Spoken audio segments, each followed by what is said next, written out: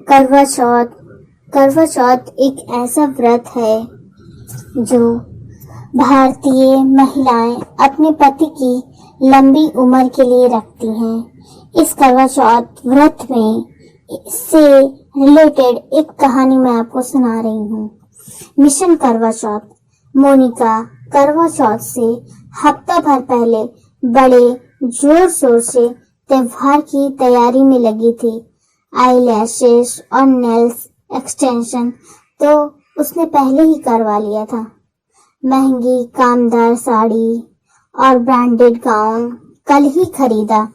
साथ ही डायमंड के इयररिंग्स भी, सबसे फेमस मेहंदी वाला भी बुक हो चुका था। अब तो बस रोज पार्लर जा जाकर खुद को चमकाने निखारने के मिशन जोरों पर था। कुल मिलाकर मोटी रकम खर्च हो चुकी थी। और हाँ, अभी करवा चौथ का गिफ्ट क्या होगा ये मोनिका ने डिसाइड नहीं किया। वैसे इस बार उसका मन विदेश में छुट्टियां मनाने का है, तो अब वो चांद की पूजा करके अपने पति योगेश के हाथों पानी पीकर व्रत खोलेगी, तो उससे हफ्ते भर का विदेश में टूर गिफ्ट में मांग लेगी, जगह जो योगेश को पसंद हो। आखिर उसी की लंबी आयु के लिए तो मोनिका ने ये व्रत किया है, तो इतना हक तो योगेश का भी बनता है कि उसी की पसंद की जगह पर घूमने जाया जाए। बस थोड़ा ही वक्त बचा था कि जब चंद्रदेव उदित होकर सब सुहागनों की मुराद पूरी करेंगे। मोनिका ने आईने में खुद को देखा और मेकअप का फाइनल टच देकर योगेश के कमरे की ओर मुड़ चली। कमरे में आते योगेश की आवाज ने मोनिका को चौकन्ना कर दिया। वो किसी से फोन पर धीरे धीरे बातें कर रहा था।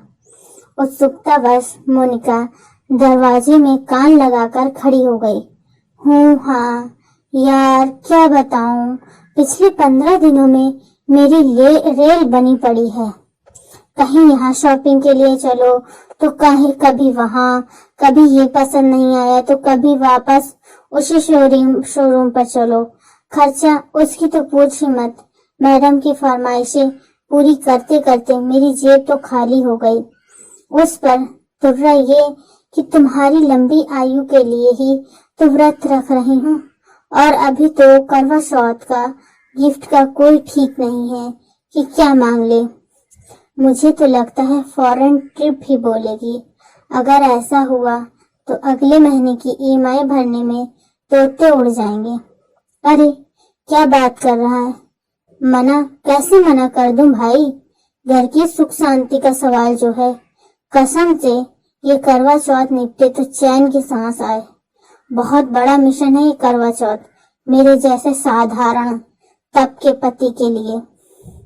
याद है तेरी और मेरी माँ कितनी सादगी और भावना से करती थी व्रत। सुबह ही माँ थोड़ी सी मिट्टी भिगोकर रख देती थी और शाम को उस मिट्टी से गौरा जी की प्रतिमा बनाकर उन्हें सिंदूर बिंदी चढ़ाकर लाल चुनर उड़ाती थी, और हम बच्चों को भी साथ लेकर कहानी सुनाकर पूजा करती थी।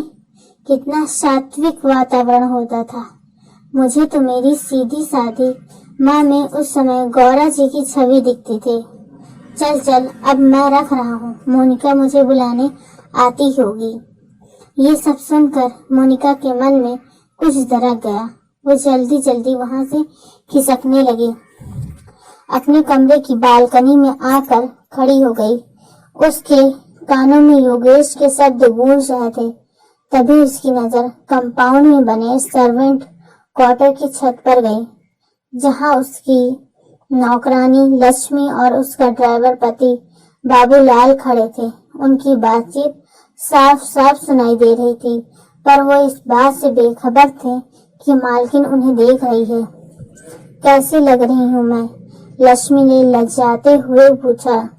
गुलाबी रंग की सीधे पल्ले की साड़ी, माथे पर बड़ी सी बिंदी और सिंदूर की गहरी लाली से सजी मांग ने लक्ष्मी के रूप को अलग ही आभा प्रदान कर दी थी। बिल्कुल नई नवेली दुल्हन।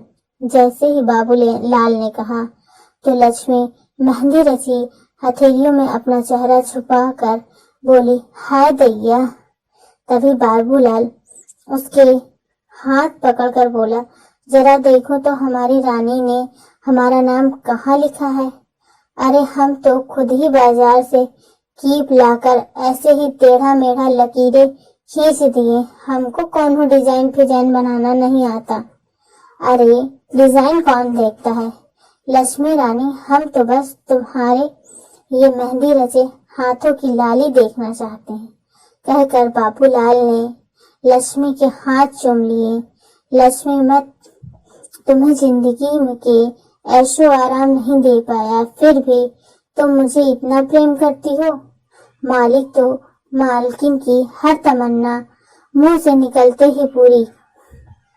चुप बूढ़े, प्रेम का संबंध अमीरी गरीबी से नहीं बल्कि मन से होता है।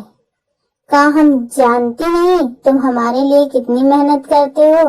अच्छा सुनो, तुम हमसे क्या गिफ्ट लोगी करवा चौथ का। गिफ्ट? हाँ तो हम सोचे ही नहीं। लक्ष्मी थोड़ी पर उंगली टिकाकर सोचने का अभिनय करने लगी। सुनो बालम, ये गिफ्ट विफ्ट में का धरा है, तुम्हारा हमारी जिंदगी में होना ही सबसे बड़ा गिफ्ट है। तुमसे ही ये रूप, ये श्रृंगार, ये सौभाग्य है। हमको और कुछ न चाहिए। लक्ष्मी ने भावुक होकर कहा। और ये तो चाहिए ना। कहते हुए बाबूलाल ने महकता हुआ मोगरे का गजरा लक्ष्मी के बालों में सजा दिया। वो देखो चांद निकल आया, लक्ष्मी बोली और दोनों उत्साह पूर्वक पूजा करने में लग गए। मोनिका डार्लिंग, कहाँ हो तुम? योगेश की आवाज से जैसे मोनिका सपर्र हो जागी। अरे चलो भाई, चांद निकल आया, पूजा करो। मोनिका पूजा की सब सामग्री लेकर योगेश के साथ छत पर आ गई।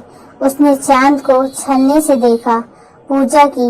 योगेश ने उसे पानी पिलाकर व्रत खुलवाया और बोला, आज तो मेरा चांद आसमान के चांद से भी ज्यादा खूबसूरत लग रहा है। बोलो आज क्या गिफ्ट लोगी? गिफ्ट? कल शाम को तुम एक सुंदर सा गजरा लाना, उसे अपने हाथों से मुझे पहनाना और फिर हम लॉन्ग ड्राइव पर चलेंगे। शहर के पास जो झील है वहाँ कुछ देर सुकून से बैठेंगे। योगेश आश्चर्य मिश्रित खुशी से मोनिका को देख रहा था। ऐसे ही